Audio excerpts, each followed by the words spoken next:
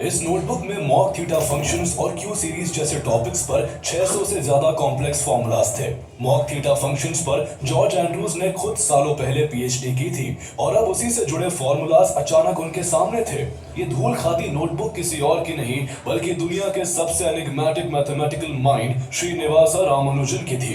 ये वो hand written notes थे जिन्हें उन्होंने अपनी जिंदगी के आखिरी दिनों में लिखा था और इस नोटबुक को ही आज दुनिया द लॉस्ट नोटबुक के नाम से जानती है, जिसके फॉर्मूलाज आगे चलकर यूनिवर्स की सबसे बड़ी पहेली कहे जाने वाले ब्लैक होल को समझने के लिए बेहद जरूरी साबित हुए। रामानुजन की सोच अपने समय के मैथमेटिक्स और साइंस दोनों से कहीं आगे थी। रामानुजन ने बिना किसी फॉर्मल ट्रेनिंग के ऐसे मैथमेटिकल फॉर्मूलाज बनाए थे जो आज मॉडर्न टेक्नोलॉजी और मॉडर्न साइंस की बैकबोन बन चुके हैं। आज उनके फॉर्मूलाज स्पेस, टाइम और क्वांटम ग्रेविटी से लेकर स्ट्रिंग थ्योरी जैसे एडवांस कॉन्सेप्ट्स तक को भी समझने में काम आते हैं। कंप्यूटर प्रोग्रामिंग, क्रिप्टोग्राफी और डेटा एनालिसिस जैसे एडवांस फील्ड्स में भी उनकी रिसर्च ने अहम भूमिका निभाई है। आइए जानते हैं कि एक बेहद गरीब परिवार से बिलोंग करने वाले श्रीनिवास रामानुजन कैसे मैथमेटिक्स के आसमान के कभी न ढलने वाले सितारे बन गए, जिन्हें उनके एक्स्ट्राऑर्डिनरी टैलेंट की वजह से the man who knew infinity कहा जाता है। प्रोफेसर हार्डी के मुताबिक गणित के जिन सूत्रों को सुलझाने में बड़े बड़े गणितज्ञों को भी 5 से 6 घंटे का समय लगता था, उसे सिद्ध करने के लिए रामानुजन सोचने का भी वक्त नहीं लेते। In 2012, former Prime Minister Manmohan Singh declared December 22nd as National Mathematics Day. उन्हें संख्या का जादूगर भी कहा जाता है और अपनी प्रतिभा और मौलिक तर्क शक्ति से उन्होंने गणित में कई महान खोजें।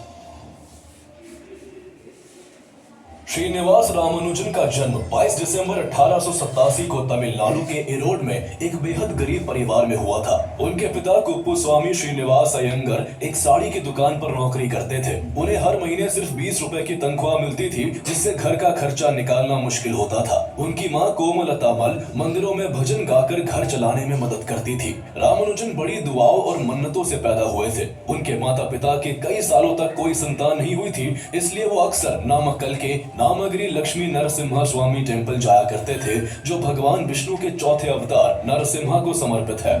नामगिरी देवी को उनकी कुलदेवी माना जाता था और यही वो संतान के जन्म के लिए प्रार्थनाएं करते थे। बड़ी प्रार्थनाओं से उनके घर पहली संतान के रूप में रामानुजन का जन्म तो हो गया था, लेकिन रामानुजन का बचपन तंगहाली के साथ साथ बड़ी बीमारियों से भरा हुआ था। जब वो पैदा हुए थे उस वक्त आसपास के इलाकों में स्मॉल पॉक्स नाम की महामारी फैली हुई थी और 2 साल की उम्र में उन्हें भी इस बीमारी ने घेर लिया था। हालात इतने खराब थे कि थंजावुर डिस्ट्रिक्ट में ही उस साल स्मॉल पॉक्स की वजह से 4000 बच्चों की मौत हो गई थी।